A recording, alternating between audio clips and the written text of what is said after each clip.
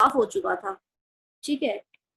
Half यहाँ तक हो गया था कि कल्पना चावला जो है, अब उसने जो नासा की स्पेस रिसर्च जो सेंटर है उसको ज्वाइन कर लिया था। और उसके बाद होता क्या है कि मैं आपको थोड़ा सा एक बार स्टोरी इसकी समरी जो है वो बता देती हूँ हिंदी में, उसके बाद इसकी जो है वो कन्वर्ट करेंगे, ठीक है।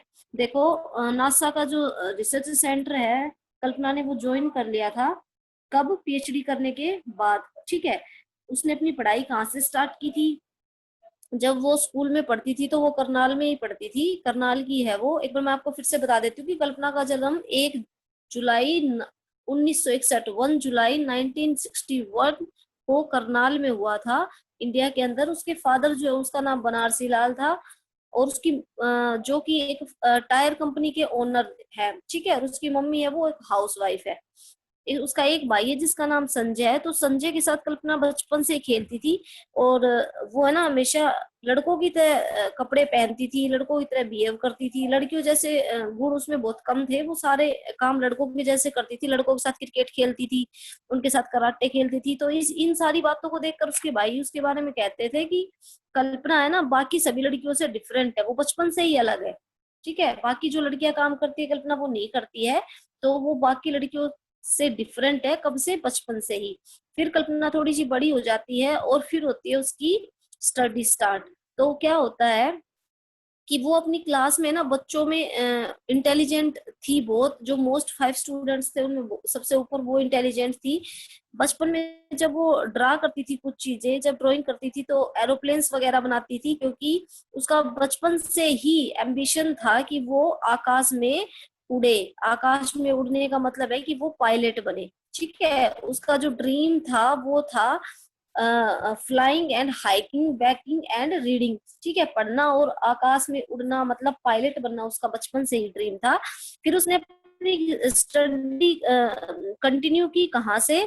यूएसए से। वो यूएसए चली गई, यूनाइटेड स्टेट ऑफ अमेरिका, मतलब वो अमेरिका चली गई। उसने अपने ग्रेजुएशन कहाँ की? टैगोर स्कूल से की। कौन सी सन में की? 1976 में, 1976 में अपनी ग्रेजुएशन कंप्लीट की। उसके बाद उसने बीएससी की।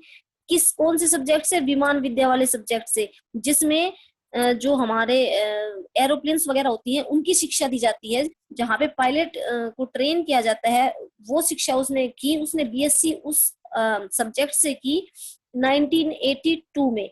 फिर उसने एमएससी की 1984 में, और फिर उसके बाद उसने पीएचडी की कहाँ से? यूनिवर्सिटी ऑफ कोलोराडो इन 1988 में, ठीक है। 1988 में उसकी पढ़ाई जो है वो कंप्लीट हो गई, उसने पीएचडी कर ली। उसके बाद उसने क्या किया? पायलट बनने का, उसका उसने अपना सपना साकार करने के लिए उसने एक नासा रिसर्च सेंटर को ज्वाइन कर लिया। NASA, NASA aeronautics and space administration, NASA की फुल फॉर्म होती है। 1988 में उसने स्पेस रिसर्च सेंटर को ज्वाइन कर लिया। उसके बाद क्या हुआ वो देखो। देखो 1988 में यहाँ पे कंप्लीट हो जाता है कि नासा को ज्वाइन करने के बाद उसने क्या किया? इन 1994, अब 1994 की बात है। 93 में तो उसने 88 में तो उसने अपना रिसर्च सेंटर ज्वाइन कर लिया, और 93 में उसने क्या किया? जो उसके वहां पे रिसर्च सेंटर में जो रिसर्च स्कॉलर्स थे उनसे उसने शिक्षा प्राप्त की। अब 1944 में क्या हुआ? वो नासा में सिलेक्ट हो गई, ठीक है।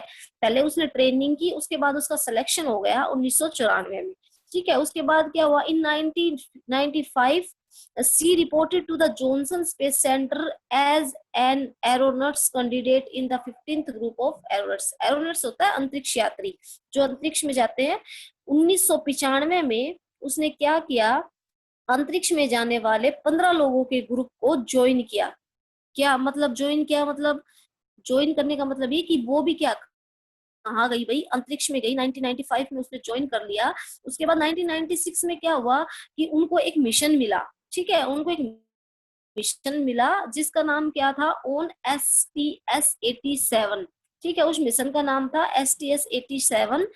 फिर क्या होता है? In completing her first mission, Kalpana अपने फर्स्ट मिशन को कंप्लीट कर लेती है। Kalpana travel 8.5 million miles in 252 orbits of the earth and log 376 hours and 34 minute in space. अब वो स्पेस में है, और ऑर्बिट मतलब चक्कर लगाना, घूमना, अर्थ के चारों तरफ घूमना। और कितनी देर में उन्होंने ये जो अपना राउंड था ये कंप्लीट किया, 376 आवर्स और 34 मिनट के अंदर उन्होंने अपना जो राउंड था अर्थ के चारों तरफ का स्पेस के अंदर वो कंप्लीट किया। उसके बाद जनवरी 1998 में कल्पना ने क्या किया, कल्पना वो assigned A crew representative for shuttle and station flight crew equipments. अब क्या हुआ भाई, जो उनको टास्क दिया हुआ था, कल्पना ने उस टास्क को अपने कर्मी दल, जो चालक दल उनके साथ होते हैं, उनके साथ उसको कंप्लीट किया।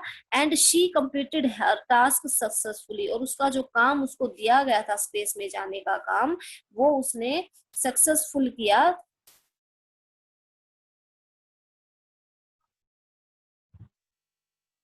हेलो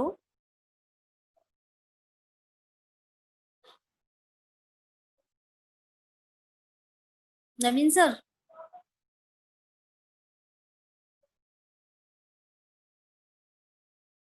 हेलो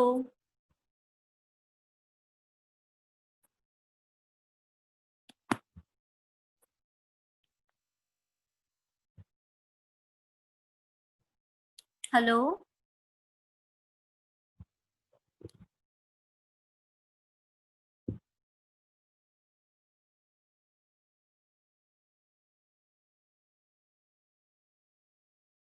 नवीन सर।